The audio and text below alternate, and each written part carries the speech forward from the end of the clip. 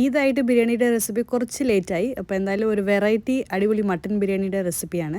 അതിന് വേണ്ടിയിട്ട് 1/2 kilo മട്ടനിലോട്ട് 2 table spoon തൈര്, പിന്നെ കുറച്ച് ലെമൺ ജ്യൂസ്, ഉപ്പ്, അതിൻ്റെ കൂടെ 1 ടേബിൾ സ്പൂൺ നെയ്യും കൂടി ഒഴിച്ചിട്ട് ഇതൊരു 1 മണിക്കൂർ ഒന്ന് മാറ്റി വെക്കാം. അതിനുശേഷം ഈ ഒരു റെസിപ്പി ഫുൾ കോക്കനട്ട് ഓയിലാണ് നമ്മൾ ഉണ്ടാക്കുന്നത്. ഹോൾ സ്പൈസസ് ആഡ് ചെയ്ത് കൊടുക്കാം. അതിൻ്റെ കൂടെ കുറച്ച് ഷാജീര അതൊന്ന് സോട്ട് ചെയ്തതിന് ശേഷം സ്ലൈസ് ചെയ്ത് വെച്ചേക്കുന്ന അനിയൻസ് ആഡ് ചെയ്തിട്ട് അതൊന്ന് സോഫ്റ്റ് ആയിട്ട് വരുന്നവരിക്കും കുക്ക് ചെയ്തെടുക്കാം. അതിൻ്റെ കൂടെ ചതച്ച് വെച്ചേക്കുന്ന ഇഞ്ചി, വെളുത്തുള്ളി, പച്ചമുളക്, മാരിനേറ്റ് ചെയ്ത് വെച്ചേക്കുന്ന മട്ടൻ, പുതിന ഇല, മല്ലിയില, തക്കാളി, പിന്നെ ആവശ്യത്തിനുള്ള വെള്ളം, ഉപ്പും കൂടി ഇട്ടിട്ട് ഇതൊന്ന് വേവിച്ചിട്ട് ഈ ഒരു കോക്കനട്ടിൻ്റെ മിക്സാണ് നമ്മുടെ ബിരിയാണിയുടെ ട്വിസ്റ്റ് എന്ന് പറയുന്നത്. തേങ്ങ പിന്നെ അതിൻ്റെ കൂടെ കാഷ്നട്ടും ആമൻസും കൂടി സോക്ക് ചെയ്ത് ഗ്രൈൻഡ് ചെയ്ത് മട്ടനിലോട്ട് ആഡ് ചെയ്യുക. ഇതൊന്ന് ഒരു 3 to 4 minutes ഒന്ന് കുക്ക് ചെയ്തെടുക്കുക. അതിൻ്റെ കൂടെ കുറച്ച് ബിരിയാണി മസാല അല്ലെങ്കിൽ ഗരം മസാല ആഡ് ചെയ്യുക. പിന്നെ മല്ലിയില, പുതിന ഇല, പിന്നെ കുറച്ച് റേസിൻസും വേണമെങ്കിൽ കാഷ്നട്ട്സും ആഡ് ചെയ്യാം. ഞാനിവിടെ യൂസ് ചെയ്യുന്നത് ജീരകശാല റൈസ്, ലോങ് ഗ്രെയിൻ ബാസ്മതി റൈസിൻ്റെ കൂടെയും പെർഫെക്റ്റ് ആയിട്ട് പെയർ ആയിക്കോളും. ബിരിയാണി ഒന്നും കൂടി കളറാക്കാൻ കുറച്ച് ഫ്രൈഡ് ഓണിയൻസും കാഷ്നട്ട്സ്, റേസിൻസ്, ഗീ ഇതൊക്കെ കുറച്ച് ലാവിഷായിട്ട് തന്നെ യൂസ് ചെയ്യാം. പക്ഷേ ഞാൻ